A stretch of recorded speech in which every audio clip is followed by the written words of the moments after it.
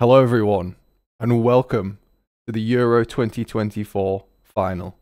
It's me, Spear. It's Spain versus England. The atmos is palpable, and I'm here to give you, as usual, the best picks from both teams involved and every stat that matters. Don't forget to subscribe so you don't miss my upcoming FPL 2024-2025 fresh content. But without further ado, let's get into the good stuff.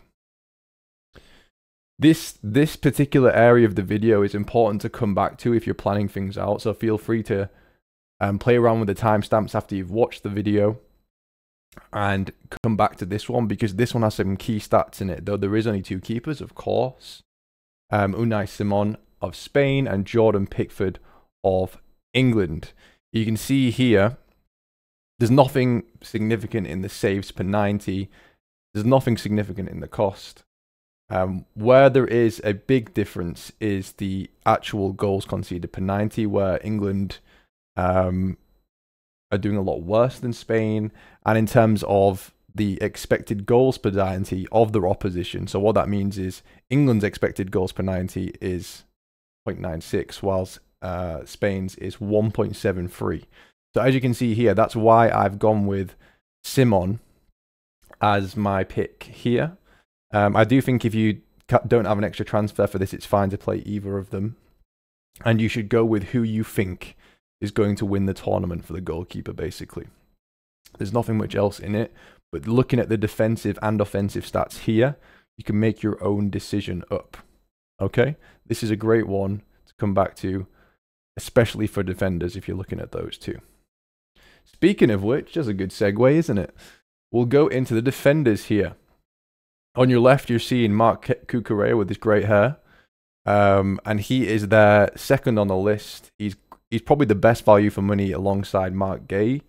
Great recoveries per 90. He's nailed to start. He's done really well all tournament. His XGI stats for a defender this tournament are very good. In the Premier League, that would be fairly average, but for this particular defensive-orientated tournament, I'd say this is a really good output from Marc Cucurella. He also has even better recoveries per 90, as you can see, versus his teammate. And the man on the opposite flank, Dani Carvajal, who some have touted for the Ballon d'Or, which I think is absolutely ridiculous. But he's there at the top of the list. XGI per 90, as you can see, is actually the best of any starting defender for the final of this tournament. And he mixes that up between goals and assists per 90, as you can see. Great recoveries per 90. There's nothing much not to like. Laporte is your third man there in the Spain defense. What I would say here is that he's not always been playing every minute of every game, as you can see. So there's the chance of an early substitution and you're losing your clean sheet there. But if you want to go all in on Spain, obviously Laporte would be in amongst them. Lenormand is the last pick for Spain, but his minutes have been rough this tournament. He is probably first choice. The nice thing about the final is we can check the lineups before the deadline goes through, basically. So you can see if it's Lenormand or Nacho. I have put the extra defenders in here who might have a chance of getting in, and you can see Nacho is one of them. I do think if one of those reserve defenders from Nacho, Shaw, or Trent actually end up in the starting lineup, it's probably worth the gamble because no one will have them, or very few people will have them. But yeah, for the Spain defense, it's very easily Carvajal and Cucurella in that top slot, then Laporte, and then a step down to Lenormand. Nacho probably won't start. Mark Gay is the top of the defenders for England. He's been probably England's best player of the tournament, and probably one of, if not the best centre-back of the tournament. And there's just nothing much to like about Mark Gay. In this tournament, he's been phenomenal.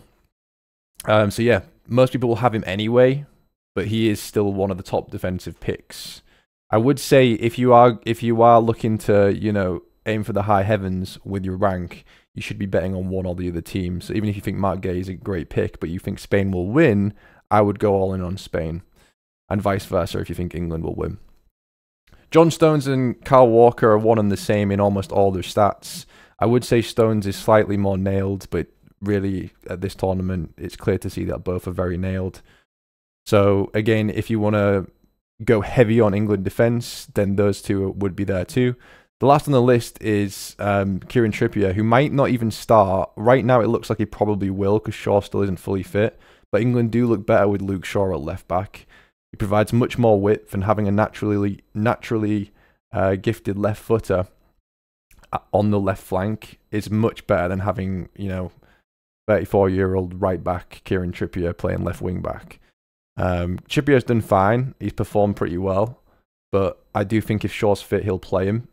Right now, it looks like Trippier will start, but you'll see in the lineups anyway. That's why I've put both players on here. Again, those two are nice differentials.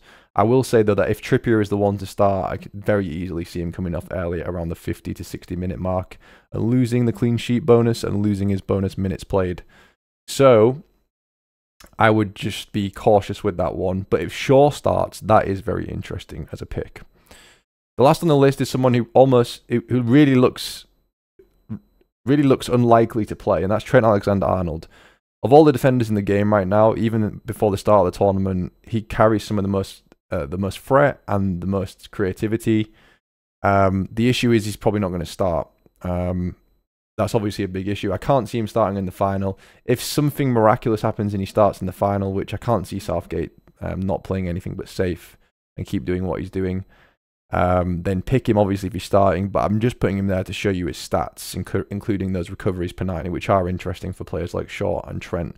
Again, recoveries per 90 is quite important for defenders because it's likely that some of them can get at least 2 or 3 bonus points per game just from recoveries, and you can see some of them aren't the best at it. Okay, my summary for here is Carvajal and Cucurella are your best for Spain, then Laporte. Gehi is the best for England, then Stones and Walker. The rest are a bit of a rotation risk. Okay. On to something more exciting, and that is the midfield. Those of you who engage in our comments and chat in the YouTube channel, you will have seen the bonus stats for Dani Olmo on the last video, who did come in. I ended up captaining him and leaving it on him. He was kind of a last-minute addition to the bonus section of the comments because of the injury to Pedri. Otherwise, he would have been in the pick straight from the off. And as the week progressed, it became more and more apparent that Pedri's injury has ruled him out for the tournament, which again is a very nice segue onto the Spanish midfield picks. So Pedri obviously is not a pick anymore, and that pushes Olmo right to the top of the charts here. Not only in terms of midfielders, but all players in the tournament from, I'd say, last 16 to quarterfinals onwards. Dani Olmo holds one of the highest XGIs of any player. I saw some tweets on Twitter mentioning that Liverpool went for the wrong guy in Szoboszlai over Olmo. I don't know if I agree with that, but Dani Olmo, prime pick, very interesting captaincy choice as well. I think he's very viable as a captaincy choice here, as is Fabian Ruiz as well. As you can see, great stats still for Fabian Ruiz. He will also probably get you a recovery in there. Let me just reduce the size of my webcam here so you can see some of these stats. There you go. Yeah, he is someone to certainly consider because I love players in fantasy football that play a lot of minutes, and Fabian Ruiz is going to play a lot of minutes for this Spain side in the final. So yeah, another plum pick out of the Spanish mids. Maybe a very slight drop off here for Nico Williams, because of his lower minutes, the lack of recoveries, and the fact that his XGI stats are actually lower than the other two players anyway. I still think he's a great pick, and arguably, you could say better than any of the English midfield picks. Nico Williams is certainly worth consideration. I think I've currently got him in my side from the last round. And then last on the list is Rodri, and as you know in my videos, I'll underline the player if they take penalties. Rodri takes penalties for Spain. And he's a recovery monster as well. As you can see, I had some requests for recoveries for midfielders, so I thought I'd put them in and update all the rest of the stats for this video as well as usual. So Rodri I actually would prefer to Williams. I think it's a close call between him and Ruiz, but Olmo would probably prefer out of all of the Spain midfielders. So for me, it'd probably go Olmo, Ruiz, Rodri, Williams, and something around those lines. The English midfield, so it looks like the starting midfield will be Bellingham, Saka, Foden, Rice, Mainu. When you come to this on Sunday, maybe you'll come back to the video and just check stats based upon the lineups. I've put Palmer in there just on the outside chance that he ousts Foden, which could happen, but I highly doubt it. I would personally play Palmer over Foden, based upon performances and just his directness and style of play kind of suits how England are playing right now with Palmer. So yeah, the English stats, as you can see, really not impressive at all. I actually don't think I need to spend too much time on them, but two I will discuss a lot is Declan Rice, or more thoroughly, is Declan Rice. Declan Rice, none of them really carry much XGI stats, but as you can see, his recoveries per night is actually pretty good. So you could arguably say, with the 2 appearance points, and if he gets 6 recoveries, that's a base points threshold of 4, whilst the other English midfielders here would be lucky to get 3 as a base. So he's certainly consideration out of the English midfield and someone I'm looking at myself. Mainu I thought would have better recoveries per 90, but I was mistaken. Certainly a great player to watch, and I hope to see him. Do well throughout his career because he's got a lot of potential. But we'll see how he does. I would say with Mainu, maybe he'll do some more forward passing because he's been passing sideways a lot. And that's been an issue, as you can see. His XGA per 90 is actually lower than Declan Rice's. So that is an issue there. I think if you're looking for a differential, Mainu is an interesting one because very few people will own him in the game. However, the stats, as you can see, are pretty horrid for him across the board. And then, of course, Cole Palmer. I think he'll get minutes against Spain. I'm 95% sure that he won't start. I would start him again. I would start him, but I'm 95% certain that Southgate won't start him. If you just want a punt that's going to come off the bench for 10, 20, 30 minutes, he is there. He is there. But I just thought I'd add him for his stats, really, because I don't expect him to start. And as usual, if they're not in bold, I don't expect them to start. Yeah, lots of picks there. I mean, Foden did a lot better in the semi-final against Netherlands. He hit the post and he put another shot that was cleared off the line. So he's in consideration if you're looking at an upturn in form. Saka's probably been the most consistent, and Bellingham's that player who can score a goal out of nothing. It is kind of a roulette with that midfield three who you would go for. They are easily the most attacking three of the English midfielders. But Rice will give you that recovery base, and Mainu is just a big differential, but doesn't really carry much attacking threat or even much recovery bonus either. So I wouldn't really go there. I think the top 4 of the English mids there are the ones to consider, and any of the Spanish mids. Okay. Strikers. So this is the easiest part of the video. So you don't really, I don't know, you don't need to watch this part of the video for that long, but don't skip. Harry Kane, I'm just here to show you the stats for it. The reason why you shouldn't skip this part is because you're considering captaincy, right? And you only have one shot at captaincy. So this is a very interesting section of the video to check for captaincy. As you can see, Yamal, fantastic stats, and he is certainly a consideration for captaincy. I can't see a team that wouldn't have him unless you want to go all in on England as much as possible. But even then, you'd probably still have Yamal just in case. So he looks essential to me, as does Harry Kane. Kane penalties and looked slightly more energetic and more with it against the Netherlands in the semi-finals.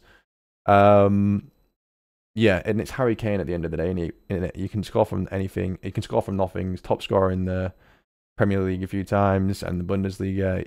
It's Harry Kane, right? So I think those two are probably nailed on up front. Morata is your other one because all the rest of the Spanish and English assets up top, they do not start for their team. So you've got the likes of Eze, Tony, Watkins. Phenomenal goal, by the way. Watkins. They're not going to start. And it's a guess as to whether he'll bring on Eze, Watkins, or Tony. So you can't really go there. Unlike Palmer, where you assume he will bring him on. Spain. Joselu, probably the least appealing of the attacking assets for Spain. Least minutes as well. And then we also have Ferran Torres, former Man City midfielder, current Barcelona midfielder. Ferran Torres, an exciting player and good stats, but just doesn't get enough minutes. So those are the other options that aren't on the screen, and that's because they won't start, and it's really hard to predict who will come on, if any of those. Maybe Ferran Torres is the other one, but I mean, you wouldn't start them over any of these or any of the previous players shown in the video. But coming back and have a look at this stat when you're considering captaincy. Remember, I know it's obvious that I've just put 3 picks, so it's just they're easy 3 picks for your front 3. But remember, you need to pick a captain. So think about who you want to gamble on. And at the end of the day, you know, if you're high in the ranks, you go for someone who, you know, is tried and trusted and you expect them to do well. If you're lower in the ranks, that's where you're gambling on someone like a Morata, maybe. Okay, so my final thoughts for the final. We have 5 transfers for the final. Okay, we can have 8 from each team. Again, if you have the luxury of just picking any team, maybe you've got a chip left, or maybe you've got a mostly playing players and you just want to optimize your team with other transfers, then I really would go all in on one of the teams, because that's how you're going to rise through the ranks here, is gambling on one of the teams to do very well, and then just picking the talisman from the other team you don't expect to win. Right? So, you know, you could go all in on Spain and then just have Gay, Kane, Rice as your other English assets, right? Likewise, you could go on England and then have Yamal, Olmo, and Rodri or Rui, something like that. That would be my recommendation.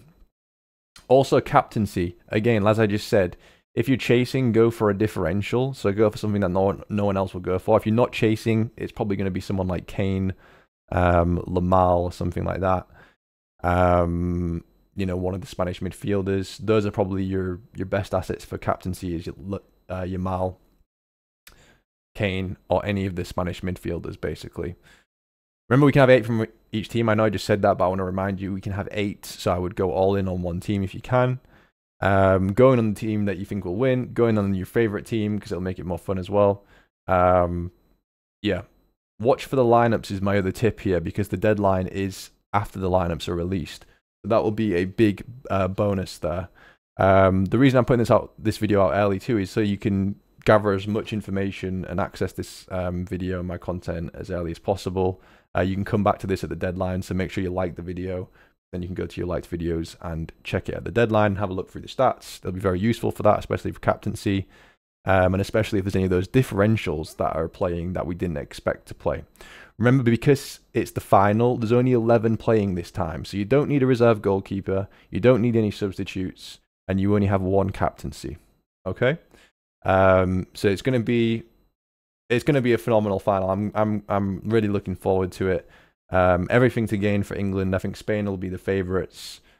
England turned out a decent performance for once, for the first time in a long time under Southgate in the semi-finals. I really hope they win.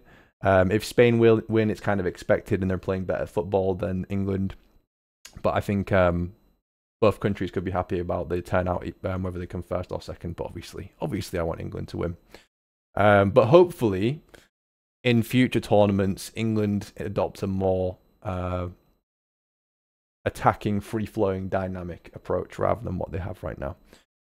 That is it for the video for this particular week, and also for this game, the UEFA Euro 2024 game. That's not the end of my FPL and football videos, though. Of course it's not. I've got FPL content coming up for the 2024-2025 season. There's rumours going around that prices will start to be released in full, maybe this Friday or coming Monday, I would say, because that's a really good lineup between Copa America final, Euro final, and everyone hyped for football, basically. So if I had to guess, it might be Monday. If I had to guess, I know some other content creators are saying Friday, but I think it might be next Monday, because it would line up really well. And everyone will spend their weeks sifting through all the prices. So make sure that you are subscribed below, so you can see my videos. Turn your notifications on if you want to see them as soon as they're uploaded, so that they get lost in your YouTube homepage. If you want to support my content, liking it, commenting, sharing really helps me out, and really encourages me to do more videos. Other platforms I'm on Twitter, of course, where I post a few stuff related to football normally. I also stream on Twitch, currently streaming Forza Motorsport, which is a fantastic game. Doing some online races on there. And if you want to buy me a little something, there's throne.com/speardrops as well. Good luck to you all. I'm so excited for the final. I'm so excited for the new FPL season as well. It's going to be awesome. I wish you all the best. Thanks for the support on the videos, and see you next time. Goodbye.